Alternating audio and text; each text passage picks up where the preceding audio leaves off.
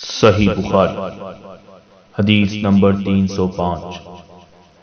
حضرت عائشہ رضی اللہ تعالی عنہ فرماتی ہیں کہ ہم رسول اللہ صلی اللہ علیہ وسلم کے ساتھ حج کے لیے اس طرح نکلے کہ ہماری زبانوں پر حج کے علاوہ اور کوئی ذکر ہی نہ تھا۔ جب ہم مقام صرف پہنچے تو مجھے حیض آ گیا۔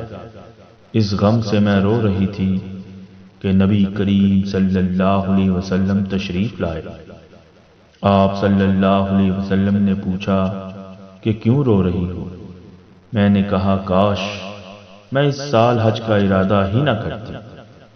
آپ صلی اللہ علیہ وسلم نے فرمایا شاید تمہیں حیض آ گیا ہے۔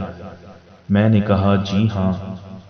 آپ صلی اللہ علیہ وسلم نے فرمایا یہ چیز تو اللہ تعالیٰ نے آدم کی بیٹیوں کے لیے مقرر کر دی ہے، اس لیے تم جب تک پاک نہ ہو جاؤ طواف بیت اللہ کے علاوہ حاجیوں کی طرح تمام کام انجام دو۔